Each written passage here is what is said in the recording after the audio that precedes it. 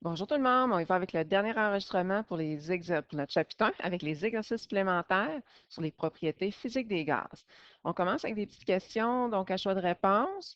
C'est plus des questions là, d'ordre là, connaissances personnelles, fait que je ne crois pas qu'il y aurait des genres de questions comme ça à l'examen, mais c'est important quand même de toutes les faire.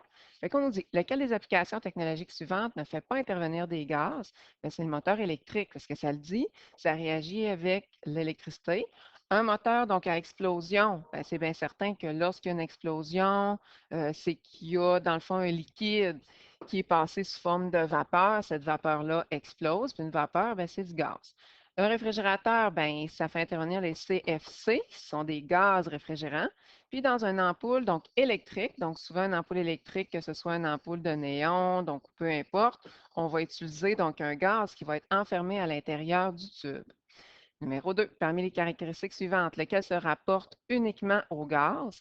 Ben, c'est qu'un gaz occupe un volume indéfini. C'est pourquoi on peut le comprimer, on peut le mettre dans n'importe quel contenant.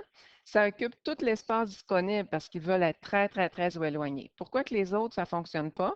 Parce que le A, ben, ça marche aussi pour un liquide, hein, une forme indéfinie. Numéro C, comporte peu de force d'attraction. Ben, l'affaire, c'est que les forces d'attraction, tu sais, il n'y en a pas pantoute, là. Fait que, tu sais, ça ne marche pas, là. Donc, il n'y a aucune force d'attraction, même pas peu, là. Donc, il n'y en a vraiment pas pantoute. Puis les liquides aussi, des fois, ils ont peu de force d'attraction. Possèdent une grande masse volumique, bien, c'est le contraire. Les gaz possèdent une petite masse volumique. Puis effectuent des mouvements de rotation, oui, mais les liquides aussi effectuent donc des mouvements de rotation. Fait que c'est pas ça, là, qu'on cherche. Numéro 3, permis d'énoncer souvent ci-dessous, lesquels décrivent les phénomènes naturels qui font intervenir des gaz. Fait que les vents, donc ça, on s'en était déjà parlé, des ondes de basse et de haute pression. Quand on parle d'air, ben, c'est sûr que c'est des gaz. Ensuite, les compresseurs à air, ben, ça, c'est une application technologique, hein? Donc, c'est pas naturel. Les éruptions volcaniques, oui, donc c'est naturel. Puis il y a des gaz qui s'échappent des éruptions volcaniques. La fonte de la neige, ben ça a rapport avec la température, fait que pas vraiment rapport avec les gaz. L'évaporation de la sueur sur la peau, ben oui, parce que dans le fond, le H2O, lorsqu'il va s'évaporer, il va s'en aller sous forme de vapeur, sous forme gazeuse. Puis les brûleurs à gaz, ben là, c'est une application technologique, donc c'est pas naturel. Numéro 4, lequel des énoncés suivants est vrai? Fait que ça veut dire que toutes les autres ici, c'est faux, faux, faux, faux, donc il y a juste elle qui est vraie. La masse d'un liquide peut être plus grande que celle d'un solide de même nature. Oui, ça se peut parce que dans le fond, là, ça se peut qu'un liquide, lorsque finalement, donc, il gèle ou qu'il change donc au niveau donc, du volume, fait que dans ce temps-là, ça se peut là, que la masse volumique donc, soit différente. Puis les autres, ben, c'était tous faux. Ça, c'est bien sûr. Donc, si c'était le mot invariable qui ne faisait pas, la masse volumique d'un gaz est une propriété caractéristique qui ne varie pas. Si on garde la même température, la même pression, ensuite, la masse volumique d'un gaz est plus grande que celle d'un liquide. En général, elle va être un peu plus petite. Puis, la masse volumique d'un gaz s'accroît en fonction de l'augmentation de température. En général, c'est le contraire, là, ça va décroître en fonction de la température. Mais il n'y aura pas nécessairement des questions comme ça. Numéro 5. Lequel des équations ci-dessous correspond à la fusion du chlorure de lithium? On se rappelle que la fusion, hein, c'est quand on passe de solide à liquide. Mais justement, ici, j'ai solide à liquide, puis toutes les autres, ça ne fonctionne pas. Fait que c'est vraiment le C. Numéro 6, lequel des changements suivants correspond à un changement de phase? Fait qu'un changement de phase, hein, c'est que je vais passer de liquide à solide, de solide à liquide, ainsi de suite. Fait que ici, ben, c'est parfait. Donc, j'ai la même molécule du C8H18. Tout ce qui change ici, c'est la phase. Fait que ça fonctionne, donc ça, c'est bien sûr. Pourquoi que les autres, donc, ça ne fonctionne pas? Ben, c'est qu'ici, donc, j'ai pas le même réactif puis pas le même produit. Ça ne marche pas. Ici aussi, c'est plus une réaction là, de synthèse. Puis ici, ben, CO2 gazeux à CO2 aqueux, ben, tu sais, ça n'existe pas là, du CO2, donc aqueux, là, tout simplement. C'est comme embêtant, là, ce petit numéro-là. Numéro 7, lequel des substances suivantes correspond à de la vapeur? Donc là, encore là, c'est des connaissances générales. Donc, le CO2, il n'est jamais sous forme de vapeur parce que c'est un gaz. Ça ne sera jamais sous forme de liquide qui va s'évaporer. Jamais, jamais, c'est impossible. Du CO2 liquide, ça n'existe pas. Le H2O liquide, ben, ça le dit, c'est pas un gaz vu qu'il est liquide. Si, admettons, j'aurais eu du H2O gazeux, là, ça aurait fonctionné. Le gaz propane, ben oui, donc il peut être sous forme liquide puis devenir sous forme gazeux. Donc, ben, ça marche, mais ici, ben, sous forme de vapeur, ben, lequel, en général, ben, c'est sûr que le propane, au niveau du liquide, c'est qu'il faudrait qu'il soit vraiment, vraiment, vraiment, vraiment, vraiment comprimé, ce qui est vraiment, vraiment rare. Puis ici, ben, on a du méthanol. Puis le méthanol, là, lui, il va être liquide, puis il va s'en aller sous forme de vapeur. Tandis que le propane, c'est pas là, une molécule qui va rester là, sous forme liquide naturellement. C'est bizarre un peu cette question-là, mais c'est la D là, qui fonctionne à mieux. Il fallait trouver un liquide qui était capable de s'évaporer, dans le fond, qui était sous forme gazeuse.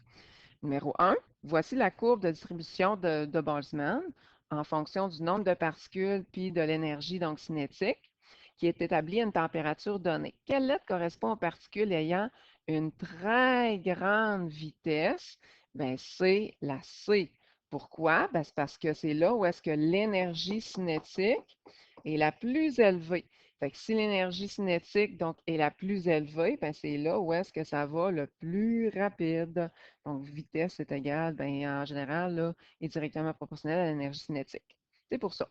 L'autre côté, numéro 2, lequel des énoncés suivants est en accord avec la théorie cinétique des gaz? Fait qu'il y a elle qui est vraie, puis toutes les autres ben, sont fausses. Ça, c'est bien certain. Fait qu'au cours d'une collision, de l'énergie peut être transférée d'une particule à une autre. Fait que c'est clair que c'est sûr que la collision, si on cogne donc une particule, cette énergie-là peut être transférée donc à un autre, ça c'est bien certain. Donc, il y a rien ne se crée, tout se transforme. Toute l'énergie, là, finalement, donc, va rester là. Et en passant, être en accord, c'est qu'on cherchait l'énoncé là, qui était vrai. Pourquoi que les autres, c'est faux? Le volume occupé par une particule de gaz est nul. C'est pas vrai. Les gaz occupent quand même donc un volume qu'on va déterminer avec l'aide d'une seringue. Donc, admettons. À une température donnée, les particules de gaz se déplacent toutes à la même vitesse. Mais non, pas à la même vitesse. On le sait que plus un gaz est léger, admettons, plus ben, il va aller vite, plus sa vitesse va être intense, et vice-versa. Puis D, puisque les particules de gaz sont capables de tourner sur elles-mêmes, leur trajectoire est courbe. Non, un gaz va toujours aller de façon linéaire en ligne droite, ne va jamais là, courber sa trajectoire. Ce qu'on appelle la propagation linéaire aussi, donc comme en physique, admettons.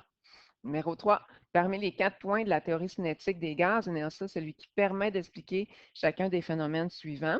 Nous autres, dans notre livre, hein, on en a comme 4 des points.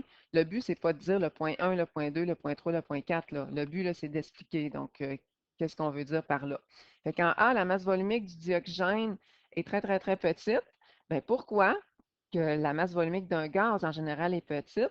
Bien, c'est parce que les particules sont extrêmement petites et en plus sont très espacées les unes des autres. Donc, c'est pourquoi que la masse volumique d'un gaz est petite. C'est l'énoncé qui explique que la masse volumique est petite. B. Lorsque les particules de gaz rencontrent un obstacle, elles subissent une collision élastique. Qu'est-ce qui explique ça? Bien, c'est parce que lorsqu'une particule là, va rentrer en contact avec un autre, elles vont rebondir sans perte d'énergie. C, les particules de gaz bougent plus rapidement à une température de 100 degrés qu'à une température de 25 degrés. Parce que pourquoi? C'est que l'énergie cinétique moyenne des particules dépend de la température. Quand la température augmente, l'énergie cinétique va augmenter. Sur le marché, on peut acheter des bouteilles d'air on nous dit ben, que pourquoi qu'on peut acheter des bouteilles donc comprimées d'air, parce que l'espace entre les particules sont très petites. Ben, les particules elles-mêmes sont petites et sont très espacées. Fait qu'on peut les comprimer donc dans une bouteille, les forcer donc à être vraiment collées, collées, collées dans une bouteille, ce qui donne des bouteilles à air comprimé.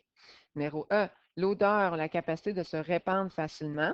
Pourquoi que l'odeur donc des molécules gazeuses se répand facilement? Parce que les particules sont continuellement en mouvement, parce qu'elles veulent occuper tout le volume, donc aussi.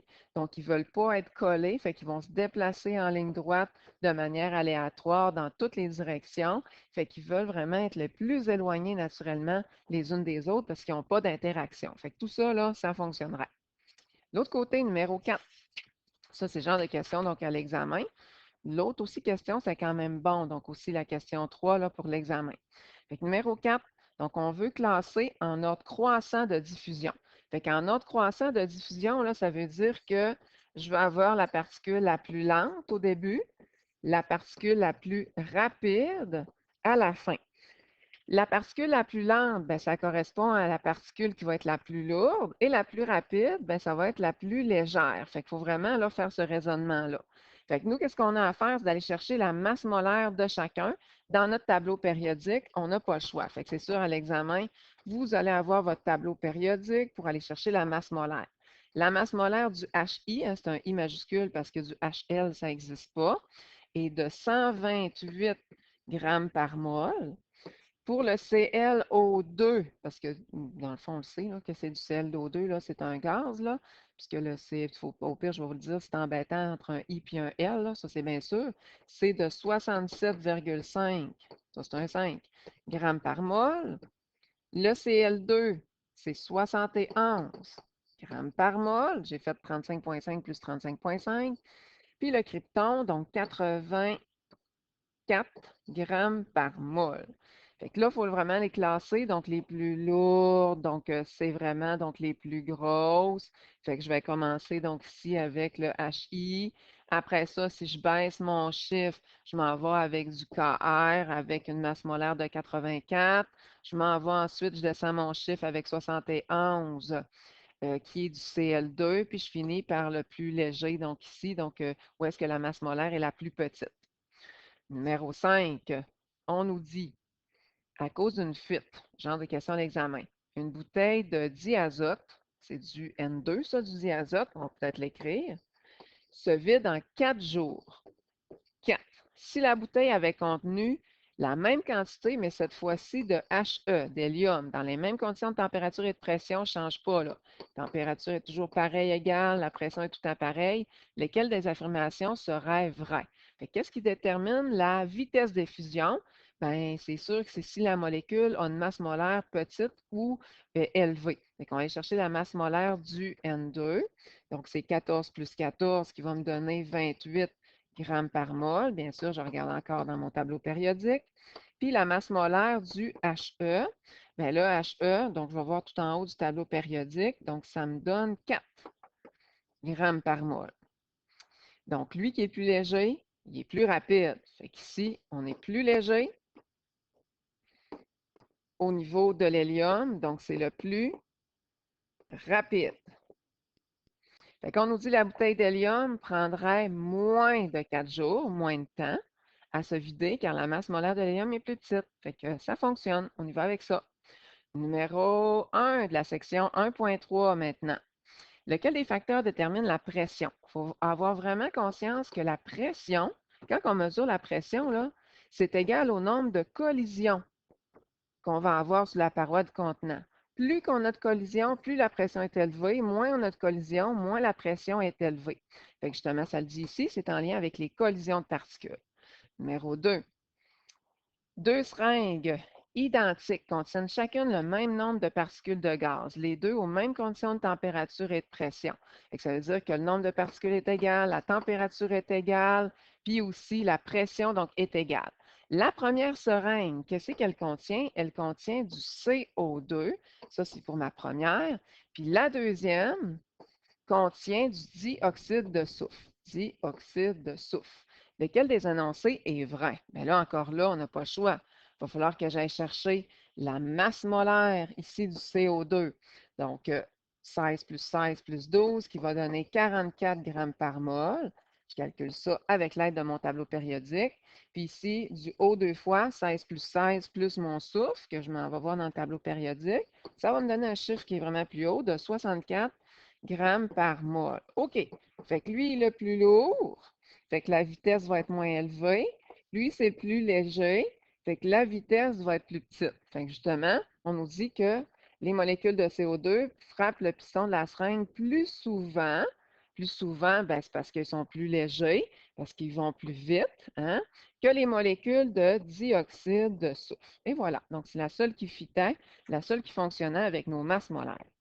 Genre de question dans l'examen, bien important, être capable de faire un produit croisé. Ici, on a une pression atmosphérique qui est de 103,2 kPa. On veut savoir la colonne de mercure d'un baromètre. Ah, fait qu'autrement dit, je veux avoir ça. Qu'est-ce que la question veut dire finalement par là, là? C'est que je veux transférer ça en millimètres de mercure. Fait qu'on sait que 101,3 kilopascal, c'est égal à 760 millimètres de mercure. Ça, je vais vous le donner au tableau. Fait que si j'ai 103,2 kilopascal, bon, ça ne fait pas une grosse différence, mais quand même, ça ne sera pas le même nombre de millimètres de mercure. Ben, on veut savoir justement, avec l'aide d'un produit croisé, tac, tac, comment que ça va faire en millimètres de mercure. Fait que premièrement, je positionne mon produit croisé. Deuxièmement, ben, je fais mon calcul. Hein? Mon calcul me prouve que des kilopascals et des kilopascals, ça s'annule, qu'il va me rester des millimètres de mercure. Et bien sûr, je vais avoir une pression en millimètres de mercure plus élevée, parce que ma pression en kilopascal était plus élevée aussi. Fait que je peux regarder un peu ma réponse, ça a du bon sens. Genre de question à l'examen aussi, numéro 4.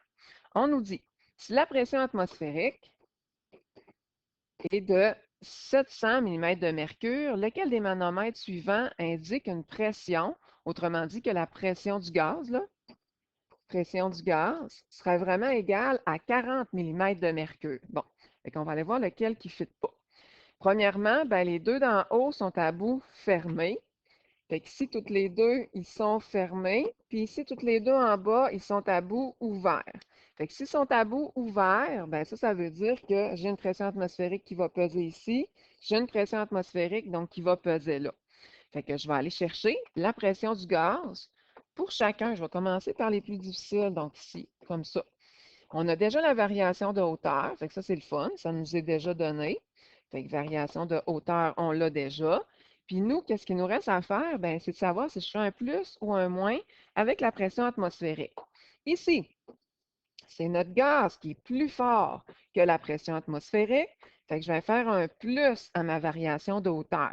Fait que je fais la variation de hauteur plus la pression atmosphérique qui est de 700. Fait que ça va égaler à, c'est ma pression là, normale de mon gaz, là, va égaler à 740 millimètres de mercure. Bon, ben mon chiffre n'arrive pas à 40, c'est pas ça.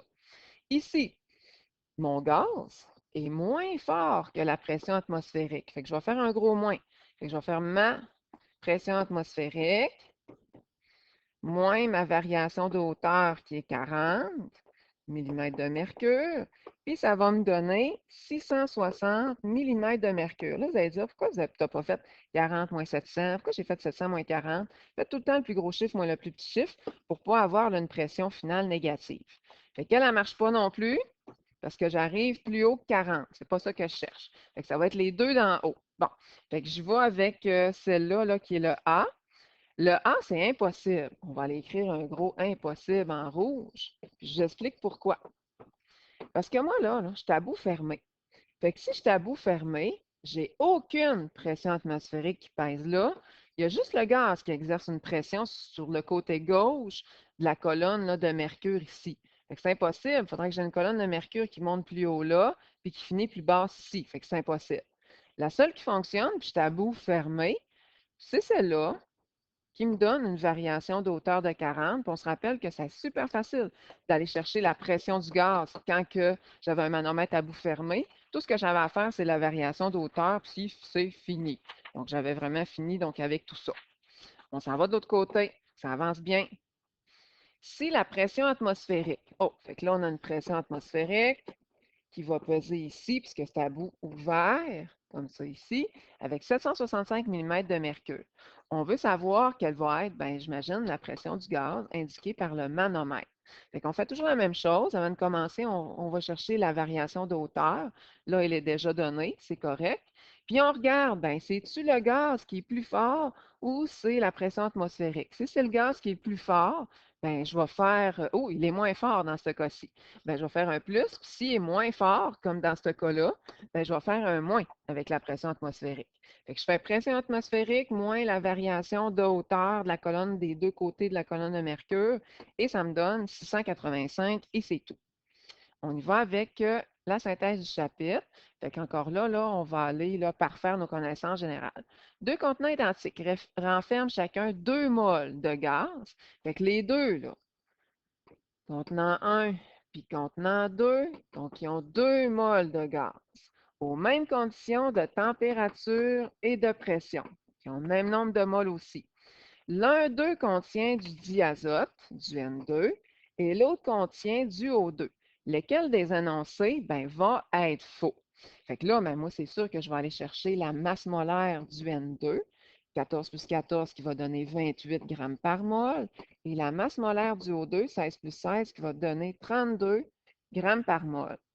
Fait qu'on nous dit que même si c'est bien certain que les deux molécules n'ont pas la masse molaire, il y a sûrement donc un énoncé finalement qui va être faux. Fait qu'on cherche l'énoncé qui est faux. Les autres, ce serait tout censé être vrai. Bon, on va les faire tout le monde. Fait qu'on va voir pourquoi que le A, c'est vrai. Il y a le même nombre de molécules de diazote que de dioxygène. Qui me prouve ça? C'est que j'ai 2 moles de chacun. Fait que j'ai la même quantité, c'est correct. L'énergie cinétique moyenne de chacun des gaz est la même. Oui, pourquoi? Parce que l'énergie cinétique là, est en lien avec la température. Si la température est égale dans les deux cas, l'énergie cinétique moyenne, j'avais pas le mot moyenne, ça ne ferait pas, est égale. Numéro C, la masse du diazote est différente de la masse du O2.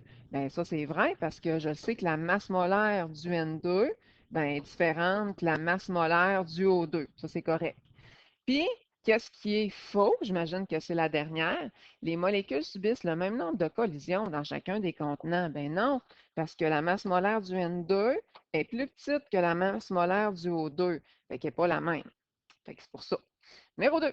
Le principal constituant de l'essence est l'octane. Pour brûler, il doit d'abord s'évaporer. Laquelle des équations suivantes correspond à l'évaporation de l'octane?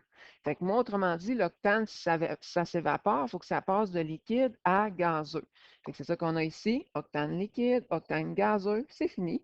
C'est correct. On s'en va de l'autre côté, au numéro 3. Je pense qu'il nous reste quelques feuilles donc à voir. Quand même assez long, les exercices supplémentaires. Lequel des affirmations est vrai? Fait que ça, c'est vrai. Fait que ça veut dire que toutes les autres sont fausses si je cherche la vraie. On va aller chercher la vraie. Une température donnée. L'énergie cinétique, ouf, une charge de mot moyenne, est la même pour toutes les particules de gaz, peu importe la nature. Fait que c'est ça qui est vrai, tout simplement. Numéro 4, dans quel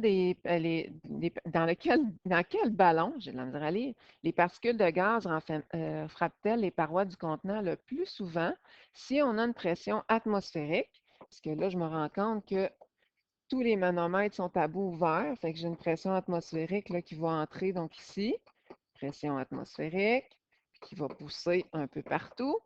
Fait qu'on veut savoir lequel qui a, dans le fond, que la pression la plus élevée. Parce qu'on cherche, elle, qu'il y a le plus de collisions. Fait que si je comprends bien, si je cherche, elle, que les collisions sont plus élevées, il faut que j'aille chercher la pression de tout le monde, puis que je regarde laquelle que la pression est vraiment élevée.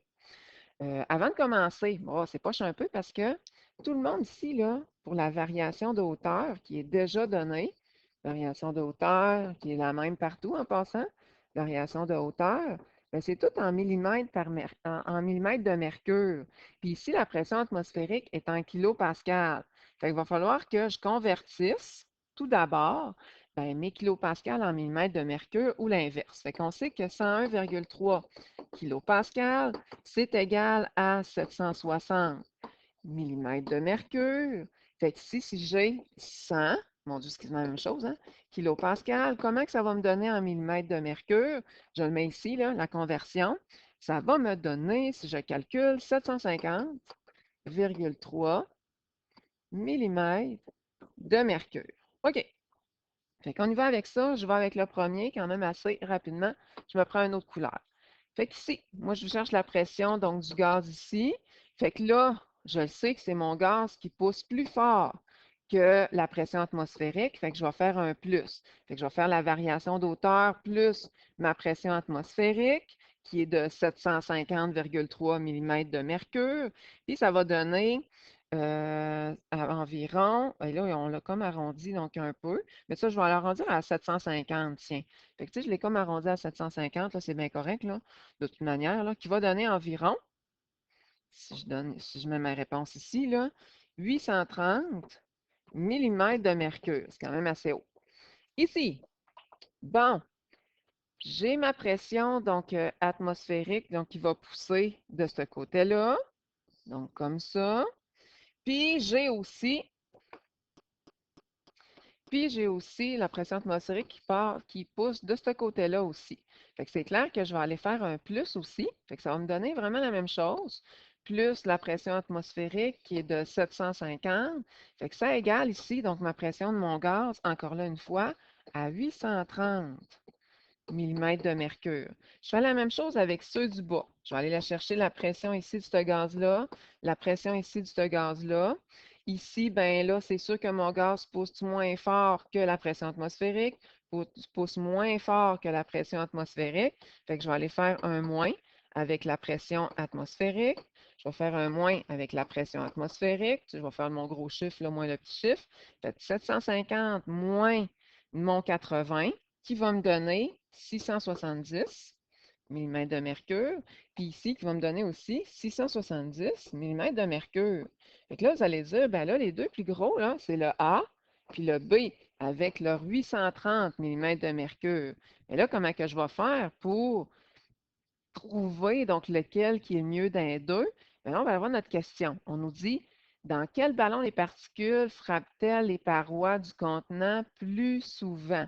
Fait que si elles frappent plus souvent, ben, il faut absolument finalement que ça soit les plus légères. Fait qu'on s'entend-tu que la masse molaire de l'hélium, là, c'est 4 grammes par mol?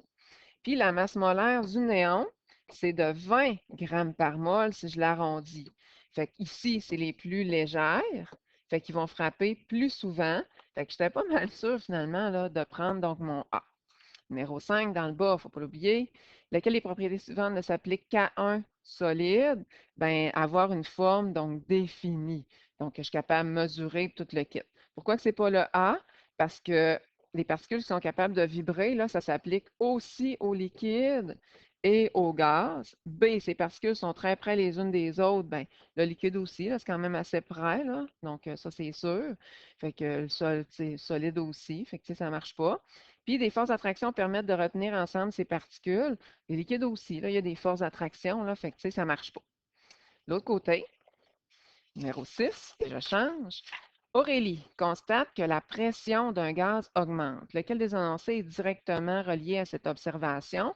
Fait qu'il faut vraiment catcher que, comme j'avais dit tantôt, que quand la pression augmente, bien, automatiquement, qu'est-ce qui me donne la pression? C'est le nombre de collisions.